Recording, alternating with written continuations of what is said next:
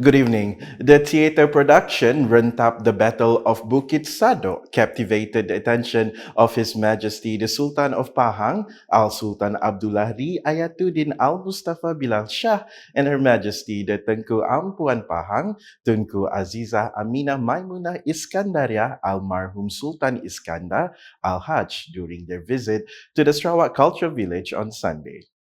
The performance tells the story of the legendary Iban warrior Rentap and his fight against the Brooke administration in the 19th century, which has become a symbol of bravery and resistance against colonialism in Sarawak.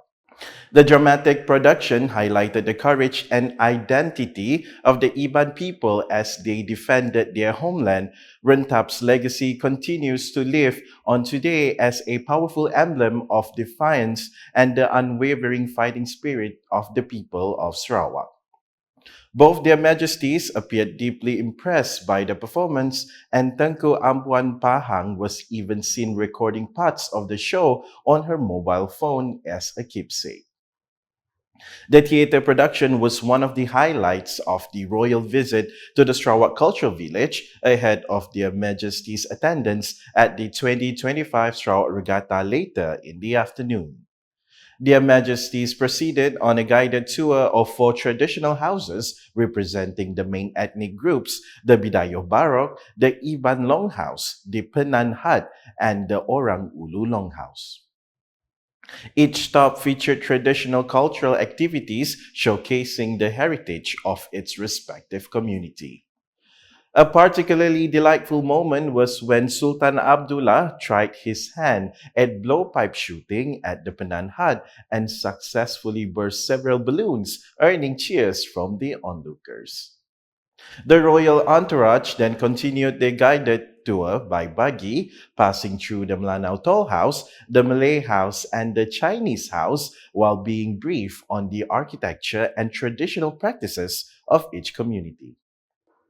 Following the theatre performance, Their Majesty made their way to the Budaya restaurant for a Highlander ethnic Sarawak themed lunch featuring special dishes such as barrio rice, jungle firm cooked with shrimp paste, abag arul layun, minced meat, manok panso, and a variety of traditional delicacies from Sarawak's highland communities. The handiwork of the inmates at the Sri Kenyalang Songket complex in Puncak Borneo prison has improved with better and more refined designs, and I believe they will continue to progress even further in the future. That was the remark made by Her Royal Highness Tengku Ampuan Pahang, Tunku Azizah Aminah Maimunah Iskandaria Almarhum Sultan Iskandar Al-Hajj during her visit to Puncak Borneo Prison to observe the Songket weaving produced by prison inmates here on Saturday. During the visit, which lasted for more than an hour, Her Royal Highness took the time to personally observe and examine the intricate process of weaving Songket fabric. She also expressed her appreciation by purchasing several pieces of handmade Songket as a gesture of recognition for the inmates' dedication and diligence. Adding a special touch to the occasion, Her Royal Highness also created a unique Songket motif that blends elements of Pahang and Sarawak designs, symbolizing the unity of art and culture between the two states. The pulse of traditional drums reverberated across the Kuching waterfront tonight as the Sarawak Gendang Festival 2025 kicked off in spectacular fashion, celebrating the state's dedication to preserving the rich cultural legacy of Melayu Sarawak performing arts.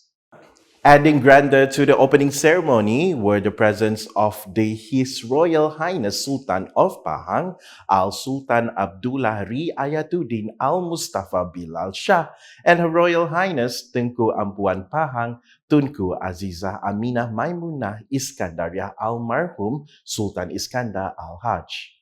They were joined by the Sarawak Governor, Tun Pein Sri Dr. Wan Junaidi Tuanku Jaafar and Toh Puan Fauziah Muhammad Sanusi. Sarawak Premier, Dato' Patinggi Tan Sri Dr. Abang Abdul Rahman Zohari Tun Dato' Abang Openg, alongside federal leaders, state cabinet ministers, department heads, and honored guests were also in attendance to witness the cultural showcase. Deputy Minister in the Sarawak Premier's Department, Project Coordination for Regional Development Agencies, DBKU and Islamic Affairs, Dato' Dr. Abdul Rahman Junaidi, said the state's cultural landscape thrives on traditions shaped and preserved over generations. Sebagai sebuah negeri yang kaya dengan kepelbagaian etnik, Sarawak sememangnya mempunyai pelbagai adat budaya yang telah diwarisi sejak turun. He said, underscoring that the Gendang traditions of Melayu Sarawak remain a treasured art form that must be safeguarded. Tari Bertanda, featuring male dancers known as Penanda or Nopeng and Bermukun, a lively exchange of poetic pantun in a buy and sell style between performers. Banyak lagi elemen-elemen dalam seni bergendang Melayu Sarawak ini yang mana ianya adalah khazanah seni warisan yang perlu dipelihara sepanjang zaman. Justru penganjuran Festival Gendang Sarawak ini adalah sebagai platform untuk mengajak masyarakat seluruh Sarawak, tidak kira peringkat umur ataupun perbezaan generasi, untuk terus memupuk rasa cintakan kepada khazanah warisan dan adat budaya seterusnya menjadi khazanah yang wajib dipelajari dan dipelihara serta melekat sebagai jati diri anak Sarawak. The festival is supported under the Ministry of Tourism, Creative Industries and Performing Arts Dana Muda Cara Warisan Grant, which funds heritage-based initiatives across Sarawak. Dato' Dr. Abdul Rahman said this reflects the state government's consistent commitment to sustaining cultural continuity through financial aid, advisory support, and human resources. This year's festival also saw an expanded competition segment with selections around held in divisions such as Bintulu, Miri, Sarike, Moka, Kapit, and Cebu, giving participants from both rural and urban communities a chance to showcase their skills. Running in conjunction with the Sarawak Regatta at the Kuching waterfront, the festival adds color and spirit to the city, amplifying cultural awareness and public participation. Dr. Abdul Rahman stressed that events like this play a significant role in uniting communities across generations through shared appreciation of heritage and identity. The Sarawak Gendang Festival 2025 made a vibrant return to the Kuching waterfront, drawing thousands of visitors and reigniting Sarawak's creative economy while showcasing how cultural festivals generate significant economic spillover across local businesses and tourism sectors. Highlighting the economic impact of cultural events, Deputy Minister in the Sarawak Premier's Department, Project Coordinator for Regional Development Agencies, DBKU and Islamic Affairs, Dato' Dr. Abdul Rahman Junaidi, said festivals like the Gendang Festival provide direct benefits to local traders, hospitality operators, food vendors, and micro businesses.